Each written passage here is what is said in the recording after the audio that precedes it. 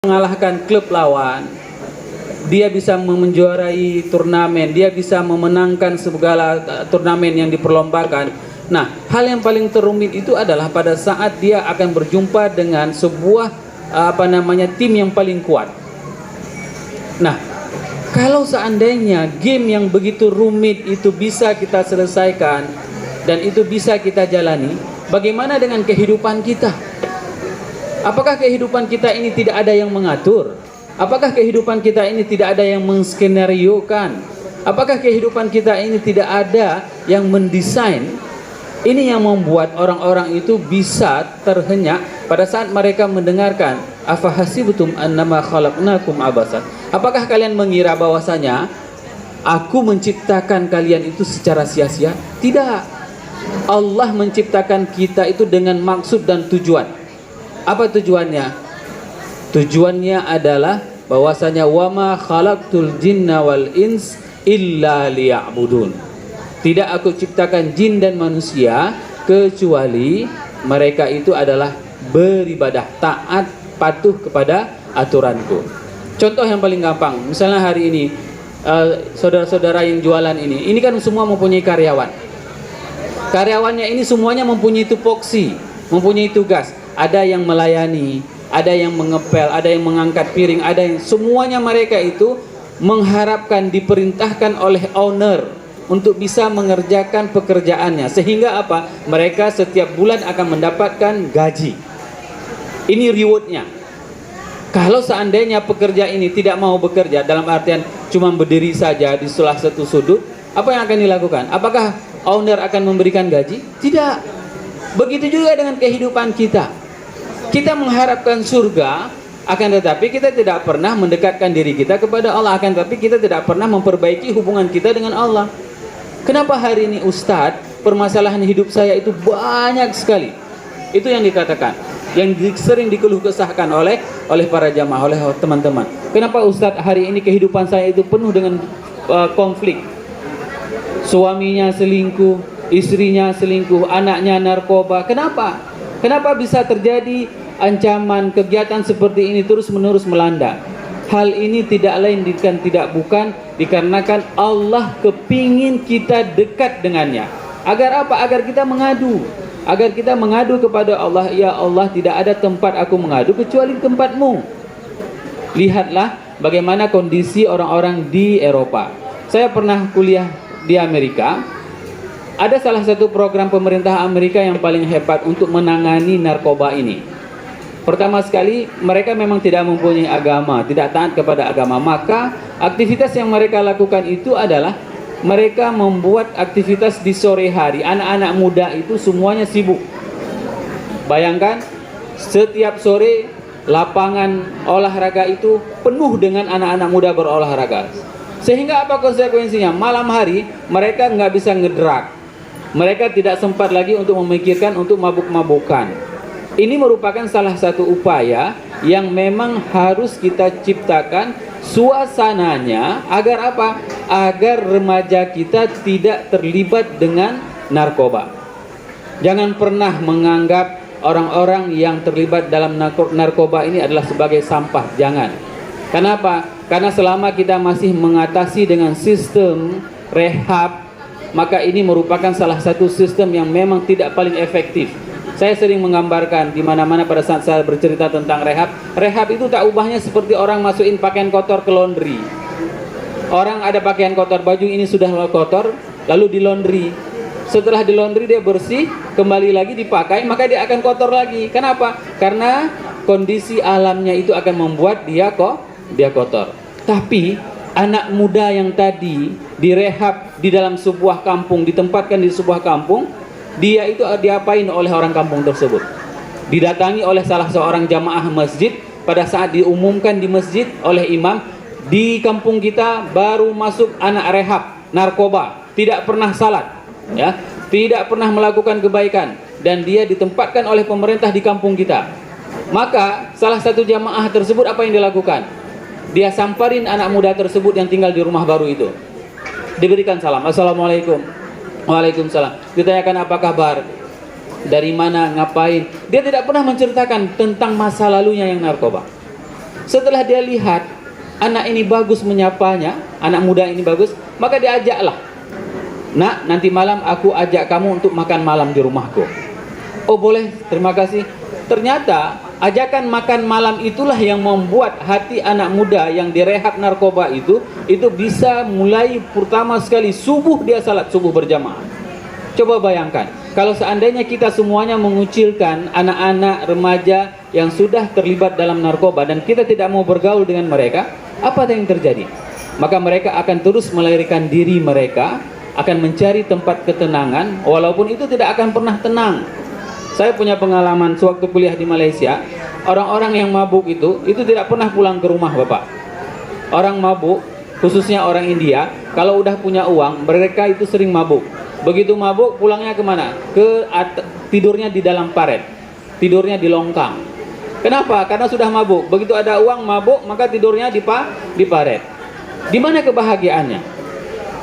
Nah, tidak ada sedikit pun kebahagiaan pada saat seseorang itu jauh dari Allah dan Rasulnya. Maka ini adalah nikmat yang Allah berikan kepada kita. Malam ini kita dengan saudara kita, dengan sanak famili kita, dengan anak kita bisa menyantap makanan seperti ini. Nasihati anaknya. Nasihati. Kenapa? Karena banyak pengalaman dari teman-teman yang sadar pada saat mereka itu sudah jauh, yaitu nasihat ayahnya. Banyak sekali cerita dari teman-teman saya. Dia itu teringat, dia ini sudah 3 kali rehab. Ada yang 9 kali rehab. Ini saudara kita di Luxma 9 kali rehab. Bayangkan, 9 kali rehab, dia bisa sembuh. Kenapa? Dikarenakan ingatan dari orang tuanya, ayahnya yang selalu mendoakannya. Nak, berubah nak, ingat kayak mana dulu ayah antar kamu ngaji waktu kecil. Itu yang selalu dibisikkan. Sehingga apa? Fitrah seorang anak, dia akan menyayangi orang tuanya. Begitu juga ketulusan seorang ayah mendoakan anak, itu akan keluar dari lubuk hati yang paling dalam. Dan saya pernah menangani satu kasus di Aceh Utara. Dia itu memang sebagai pengedar narkoba dan tidak ada obatnya. Sangat luar biasa sudah perjalanan hidupnya. Dia katakan, malam ini Ustadz, saya transaksi langsung ke Medan, beli mobil, jual mobil, langsung poya-poya.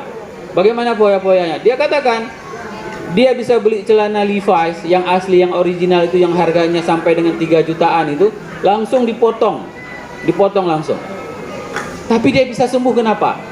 Dia bisa sembuh dikarenakan setiap dia pergi kuliah, ibunya itu menggoreng mie. Lalu dia ingatkan kepada anaknya, nak, belajar yang rajin ya. Dikasih uang 20.000. Ini uang mama jualan mie, kamu belajar yang rajin ya, kuliah yang rajin ya. Itu yang membuat anak tersebut teringat dengan kata-kata orang tuanya. Maka panti rehab, rumah rehab, apapun ceritanya, itu tidak akan pernah bisa berhasil kalau seandainya peran keluarga itu tidak dominan. Maka kita sangat mengharapkan kembali kepada ayat Al-Quran. Di saat Al-Quran mengatakan, Qu anfusakum wa ahlikum nara. Maka jagalah diri kalian, keluarga kalian dari api neraka. Enggak ada, Bu, orang tua itu yang kepingin anaknya itu cemplung ke dalam api. Enggak ada satupun. Semua kepingin anaknya itu selamat. Tidak ada yang dibakar, suaminya juga selamat, anaknya itu selamat. Maka ini merupakan langkah yang penting bagi kita semuanya untuk bisa memproteksi keluarga kita, diri kita. Agar apa? Agar kita tidak terjerumus dengan hal-hal yang bisa membuat tidak terwujudnya kebahagiaan di dalam keluarga kita. Saya apresiasi terhadap Pak Danrem, kita sering ngobrol, dan beliau itu memberikan sebuah solusi kepada anak muda yang ada di Kota Luxmai. Beliau hidupkan lapangan Sudirman, beliau pasang lampu supaya apa? Supaya sampai dengan larut malam mereka itu bisa berolahraga. Coba bayangkan. Agar apa? Agar mereka tidak lari ke narkoba. Ini adalah merupakan sebuah harapan dari seorang pimpinan pada saat fasilitas-fasilitas umum itu dapat digunakan untuk bisa menyalurkan energi mereka. Sehingga mereka tidak akan menghabiskan waktunya untuk hal-hal yang negatif. Kalau seandainya anak-anak muda kita ini tidak tersalurkan energinya, maka mereka lebih banyak akan menyalurkan energinya kepada hal-hal yang negatif. Saya kira demikian sebagai prolog singkat Pak Gesi. Dan kita apresiasi sekali kepada BNN Kota Lok Sumawe, dan ini mendapat dukungan langsung dari Ustadz Abdul Somad saat Ustadz Abdul Somad memposting flyer kita yang di Instagramnya beliau, bentuk dukungan untuk memerangi terhadap narkoba tersebut. Luar biasa. Assalamualaikum warahmatullahi wabarakatuh. Waalaikumsalam. Izin Pak Ustadz, terima kasih kepada pembawa acara yang telah memberikan kesempatan kepada kami untuk memberikan apa-apa saja tugas dan fungsi BNN sehingga kegiatan-kegiatan yang dilaksanakan bermanfaat untuk masyarakat. Jadi kenapa ada BNN? Karena narkoba dianggap sudah menjadi kejahatan yang sangat-sangat bahaya. Jadi timbullah ada 3 badan yang diatur oleh pemerintah yang dianggap kejahatannya sudah sangat-sangat ekstra. Yang pertama itu Badan Narkotika Nasional, KPK, terus satu lagi BIN. Makanya kami ada Badan Narkotika Nasional sebagai lembaga yang ditunjuk oleh negara untuk melakukan upaya pencegahan narkoba, karena Indonesia sudah dianggap darurat narkoba. Maka oleh itu kami diberikan kewenangan untuk memberikan informasi seluas-luasnya kepada masyarakat bahwa apa saja itu bahaya narkoba. Pada hari ini masyarakat kita, anak-anak kita belum tahu bahayanya narkoba. Hari ini di kalangan anak muda enggak keren, enggak hebat hari ini kalau tidak menggunakan narkoba. Jadi pembicaraan-pembicaraan ini yang membuat narkoba itu sangat gampang beredar di masyarakat. Hari ini setiap harinya 1 sampai dengan 5 orang meninggal gara-gara narkoba. Ya. Dan hari ini pangsa pasar narkoba terbesar di dunia adalah Indonesia. Ratusan ton masuk narkoba ke Indonesia habis dimakan oleh anak-anak bangsa kita. Gunanya apa? Untuk menguasai Indonesia. Sehingga apa? Saat anak-anak bangsanya gila, mabuk gara-gara narkoba, sangat gampang Indonesia ke depan dikuasai oleh negara luar. Maka itulah inti kenapa narkoba sangat gampang masuk ke Indonesia pada hari ini. Hari ini tidak perlu lagi melakukan upaya perang dengan senjata, tapi bagaimana melakukan upaya proxy war namanya. Proxy war berperang tanpa menggunakan senjata, tapi berperang dengan menghancurkan generasi bangsa. Bagaimana generasi bangsa ini bisa kuat adalah dengan benteng utama adalah upaya pencegahan narkoba adalah keluarga. Pada hari ini kita lihat bagaimana anak-anak bangsa hancur gara-gara narkoba, karena tidak ada perhatian daripada orang tua. Orang tuanya sibuk mencari uang, sibuk mencari karir-karirnya, sehingga anaknya tidak terperhatikan. Hari ini anak-anaknya hanya butuh perhatian orang tua, bukan butuh uangnya, bukan butuh HP-nya, bukan butuh fasilitas-fasilitasnya, tapi perhatian orang tua yang pada hari ini sangat-sangat kurang. Sehingga apa? Sehingga saat perhatian itu kurang, anak-anak ini akan mencari orang-orang yang salah. Orang-orang yang apa? Orang-orang yang ingin menghancurkan anak-anak tersebut dengan menggunakan narkoba.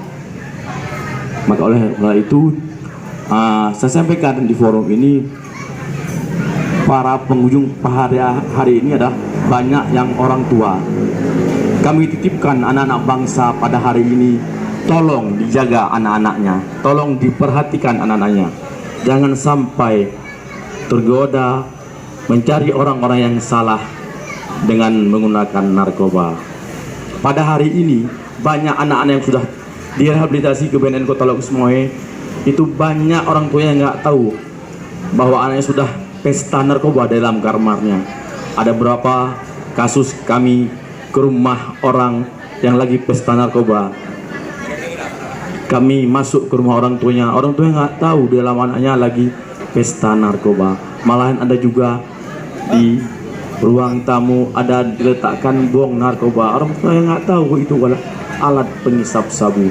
Dan hari ini orang tua cuek, nggak mau open, nggak mau tahu bagaimana itu alat untuk menggunakan narkoba. Dan hari ini orang tua hanya sibuk dengan pekerjaannya. Mungkin hal itu saya hidupkan di forum ini, tolong jaga anak-anak bangsa sehingga tidak terkontaminasi narkoba. Terus apabila satu lagi Pak pembawa acara, apabila anak-anak sudah terlanjur menggunakan narkoba, anak-anak yang sudah jauh menggunakan narkoba, tolong dilakukan upaya rehabilitasi ke Badan Narkotika Nasional, nanti dilayani oleh orang-orang di BNN bagaimana cara untuk sembuh, ya. Karena pengedar narkoba dianggap korban, Pak, korban dari pengedar narkoba. Makanya perlu direhabilitasi, jangan malu, ya, anaknya untuk direhabilitasi. Dan satu poin saya sampaikan bahwa untuk anaknya apabila dibawa ke BNN, Totolog Semawe atau tempat rehabilitasi lainnya tidak ditangkap. Banyak isu-isu berkembang apabila anaknya mau direhabilitasi akan ditangkap, akan dipenjara. Itu tidak benar. Tapi apabila orang tuanya melaporkan anaknya untuk direhabilitasi, tetap upaya rehabilitasi penyembuhan untuk anak tersebut. Jadi jangan takut, jangan malu untuk membawa anaknya untuk direhabilitasi. Terima kasih.